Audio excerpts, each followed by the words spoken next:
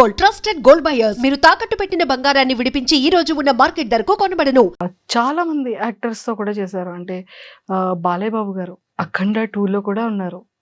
అఖండ 2 చేస్తున్నాను మీకు ఎలా ఎవరు చెప్పారు మీకు? అంటే మేము బ్యాక్ అండ్ ఇంకా రిలీజ్ అవ్వలేదు కదండి. రిలీజ్ అవ్వకపోయినా పర్లేదు సార్, కానీ అఖండ 2 లో ఉన్నారు సార్.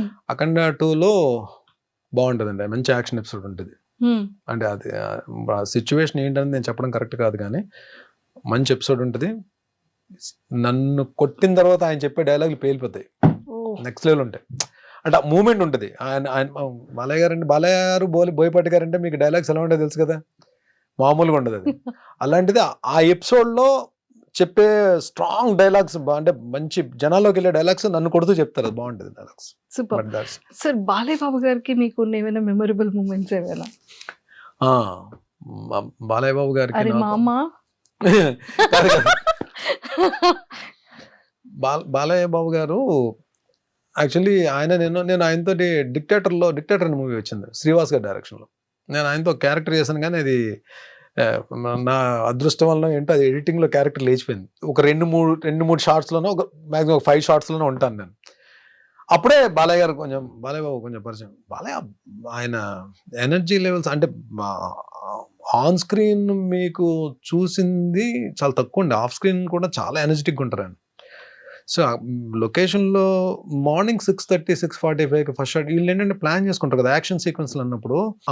ఆర్టిస్టులు అందరూ ఉన్నప్పుడు, అంతమంది ఆర్టిస్టులు ఉన్నప్పుడు కొంచెం టైం టేకింగ్ ఎక్కువ ఉంటుంది కదా. బట్ ఈవెన్ దో వాళ్ళు 7:30కి ఫస్ట్ షాట్ పడితే ఏమవుతుందంటే వాళ్ళకి వర్క్ ఫాస్ట్ అవుతుంది.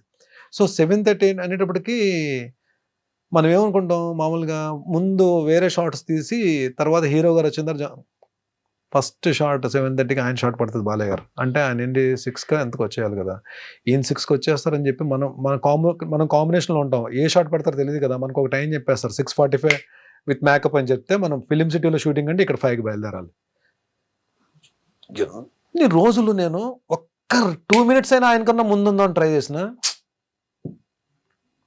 లాస్ట్ వర్కింగ్ డే ముందు రోజు ఏంటో ఆయన కారు కరెక్ట్గా ఎంటర్ అవుతుంది ఫిలిం సిటీలోకి, ఆయన వెనక నేను ఎంటర్ అయ్యాను. అదొక రోజు అంటే అచీవ్ చేయగలిగాను అనమాట. అంటే అట్లీస్ట్ ఆ కార్ని కొంచెం వెళ్ళగలిగాను. ఆయన బాబోయ్ నెక్స్ట్ లెవెల్ అండి బాబు, ఆయన పంక్చువాలిటీ కానీ. ప్లస్ ఇంకోటి, మనం యాక్షన్ సీక్వెన్స్లు కానీ బాగా చేసి టైమింగ్లో చేస్తే ఆయన చాలా బాగా మెచ్చుకుంటారు. నాకు దీంట్లో కొన్ని రిస్కీ షాట్స్ ఉంటాయి, అంటే రోప్ షాట్స్ అవి ఉంటాయి. అది లక్కీగా ఏంటంటే అంతమంది మనకి ఎలా ఉంటుంది మన మైండ్ సెట్, అంతమంది ఆర్టిస్టులు వెయిట్ చేస్తున్నప్పుడు, ఇంత ప్రొడక్షన్ హౌస్, ఒక పక్క ఫైట్ మాస్టర్స్, ఒక 2 కెమెరాస్, వీళ్ళందరూ ఉన్నప్పుడు మనం ఒక సింగిల్ టేక్ చేయకపోతే మన గురించి అందరూ మళ్ళీ వెయిట్ చేయాలి. మనకు అది ఒకటి ఉంటుంది కదా మైండ్లో. లక్కీగా ఒక రిస్కీ షాట్ సింగిల్ టేక్లో అయిపోయింది, ఇమీడియట్గా బాలయ్య అన్నారా?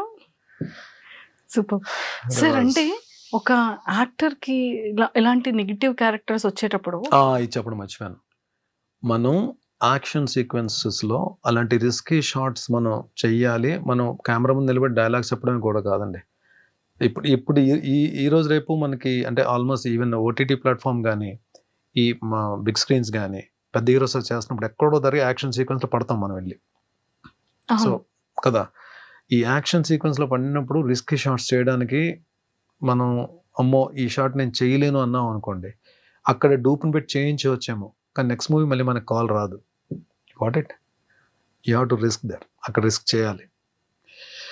నేను చేయలేను అంటే ఆ టైంకి డూప్ని పెట్టేస్తారు, మన కాస్ట్యూమ్ తీసేసి డూప్ కేసి ఆ షార్ట్ ఫినిష్ చేస్తారు. కానీ అక్కడ ఏమవుతుంది, నెక్స్ట్ భరణి వద్దులండి యాక్షన్ సీక్వెన్స్ 100కి మనోడు చేయలేనని చెప్పంటాడు. అది వెళ్ళిందంటే కరెక్ట్ కాదు. అది మనం రిస్క్ చేయాలి. ఆ రిస్క్ చేయాలంటే మనకు ఫస్ట్ ఉండాల్సింది ఏంటి, ఫిజికల్ ఫిట్నెస్ ఉంటే, మనం ఫిట్నెస్లో ఉంటే ఎలాంటి రిస్క్ షాట్ అయినా చేయడానికి మనకి ముందు చెప్పేస్తుంది. ఇది connection between heart and mind, ఇది గట్స్, దీన్ని జాగ్రత్తగా తీసుకెళ్ళరా అని చెప్పి ఆ టైమింగ్లో కానీ చేయగలిగితే మనం happily we can do. Super.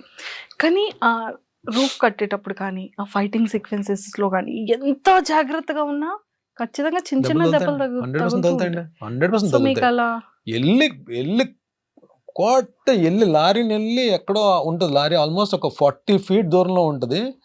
వెళ్ళి లారీకి వెళ్ళి గుద్దుకుంటే ఆ లారీ నిండా గన్నీ బ్యాగ్స్ ఉంటాయి, నాతో పాటు బ్యాగ్స్ అన్ని కింద పడతాయి. ఇది షార్ట్.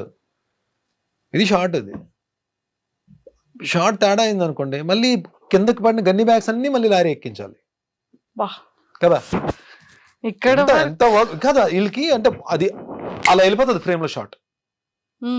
ఫ్రేమ్ లో మనకు సినిమా చూసినప్పుడు అలా వెళ్ళిపోతుంది, కానీ దాని వెనక ఎంత ఉంటదంటే వర్క్ అసలు బ్లాస్ట్లు అవుతాయి పర్ఫెక్ట్ గా, మళ్ళీ నా ల్యాండింగ్ కూడా పర్ఫెక్ట్ గా ల్యాండ్ అవ్వాలి. ఏది దాన్ని తగులుకొని బ్యాగ్స్ అన్ని మీద పడుతున్నప్పుడు కూడా ల్యాండింగ్ కరెక్ట్ గా ల్యాండ్ అవ్వాలి, ఎక్స్ప్రెషన్ మిస్ అవ్వదు, పెయిన్ ఎక్స్ప్రెషన్ ఇవ్వాలి.